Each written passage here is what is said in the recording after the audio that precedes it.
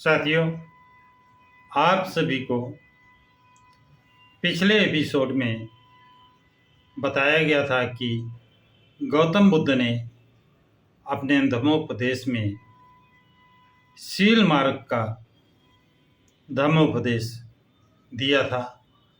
आज आप सभी को धम्मचक्र प्रवर्तन के विषय में जानकारी दी जाएगी। तो साथियों, अपने धर्म का उपदेश देकर और उसकी सम्यक व्याख्या करके बुद्ध ने परिव्राजकों से पूछा, क्या व्यक्तिगत पवित्रता ही संसार में अच्छाई की आधारशिला नहीं है? उनका उत्तर था, हाँ, यह ऐसा ही है जैसा कि आप कहते हैं। और बुद्ध ने फिर पूछा, क्या ईर्ष्या, राग, अविद्या, हिंसा, चोरी, व्यभिचार और असत व्यक्तिगत पवित्रता को दुर्बल नहीं बनाते? क्या व्यक्तिगत पवित्रता के लिए ये आवश्यक नहीं है कि अपेक्षित चारित्रिक बल को उत्पन्न किया जाए ताकि इन बुराइयों पर नियंत्रण रखा जा सके? यदि किसी आदमी में व्यक्तिगत पवित्रता ही नहीं है तो वो जन कल्याण में कैसे सहायक हो सकता है? उन्होंने उत्तर दिया, हाँ, यह ऐसा ही है जैसा कि आप कहते हैं। और तब लोग क्यों दूसरों को अपना गुलाम बनाने और उनको अपने अधीन रखने में संकोच नहीं करते? क्यों लोग दूसरों के जीवन को दुखी बनाने में संकोच नहीं करते? क्या यह इसलिए नहीं है क्योंकि लोग दूसरों के प्रति अपने आचरण में शुद्ध नहीं होते? उन्होंने हाँ कहकर उत्तर दिया।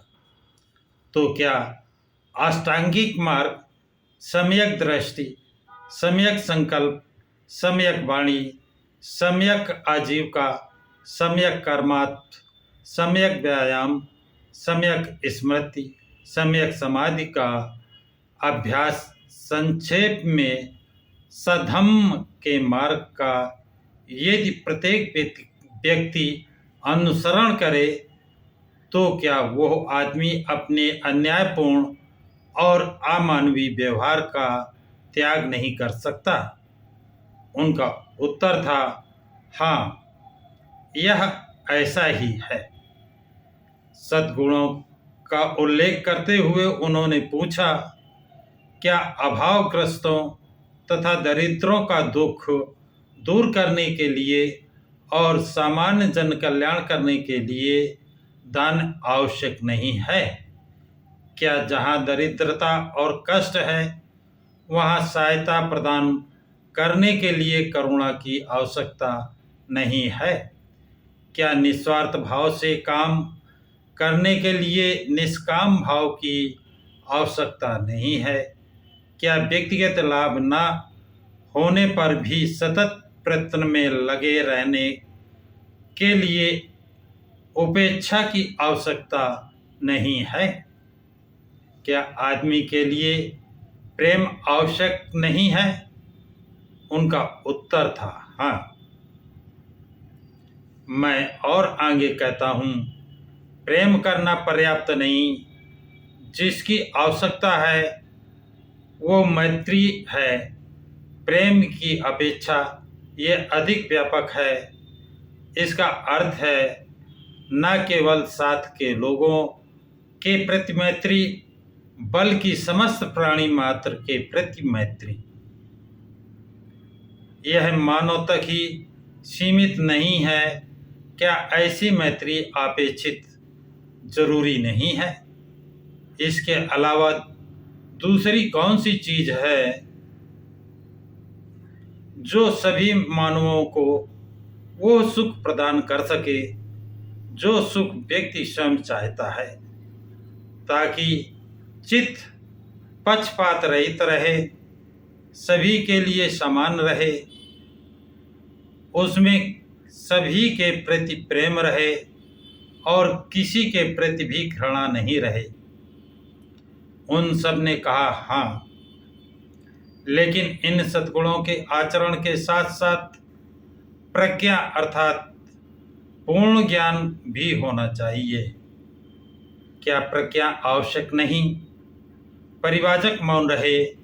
उन्हें अपने प्रश्न का उत्तर देने के लिए प्रेरित करने के लिए तथागत ने आगे कहा, अच्छे आदमी के गुण हैं, कोई बुराई ना करे, बुरी बात ना सोचे, बुरे तरीके से अपनी जीविका ना कमाए और न ही मुंह से कोई ऐसी बात निकाले जिससे किसी को ठेस पहुँचे। परिवाचक बोले, हाँ, ये ऐसा ही है। बुद्ध ने पूछा, लेकिन क्या अच्छे कर्मों को बिना सोचे समझे आंख बंद करके करना ठीक है? मैं कहता हूँ नहीं, ये पर्याप्त नहीं है। बुद्ध ने परिवाचकों से कहा, यदि ये पर्याप्त होता तो हम एक छोटे से बच्चे के बारे में घोषित कर सकते थे कि वो हमेशा अच्छा करता है, क्योंकि अभी तक एक छोटा बच्चा यह भी नहीं जानता कि शरीर क्या होता है। वह लात चलाते रहने के अतिरिक्त और शरीर से कर ही क्या सकता है। वह यह भी नहीं जानता कि वाणी क्या है।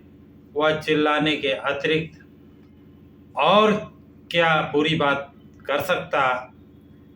वह यह भी नहीं जानता कि विचार क्या होता है। वह केवल प्रसन्नता के मारे किलकारी ही मार सकता है।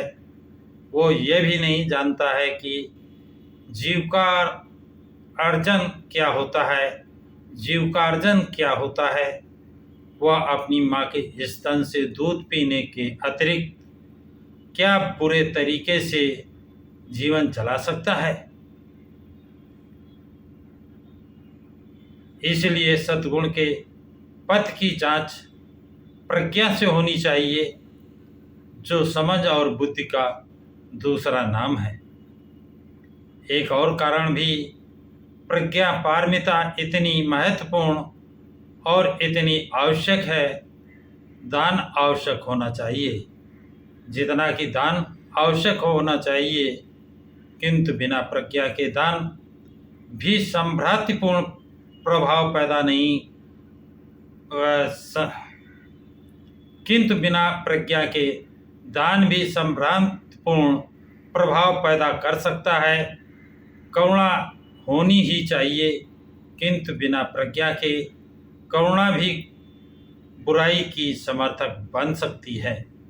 पारमिता की प्रत्येक क्रिया प्रज्ञा पारमिता की कसौटी पर खरी उतरनी चाहिए। निर्मल बुद्धि का ही दूसरा नाम प्रज्ञा पारमिता है। मेरी स्थापना है कि इस बात का ज्ञान और बोध होना चाहिए कि अकुशल आचरण क्या है और इसकी उत्पत्ति कैसे होती है। इसी प्रकार इस बात का भी ज्ञान और बोध होना चाहिए कि कुशल कर्म तथा अकुशल कर्म क्या है। इस प्रकार के ज्ञान के बिना वास्तविक अच्छाई कुशल कर्म नहीं हो सकती, चाहे क्रिया अच्छी ही क्यों न हो। इसलिए मैं कहता हूँ कि प्रज्ञा एक आवश्यक सद्गुण है। तब बुद्ध ने परिवाचकों को इस प्रकार की चेतावनी देते हुए अपना प्रवचन समाप्त किया।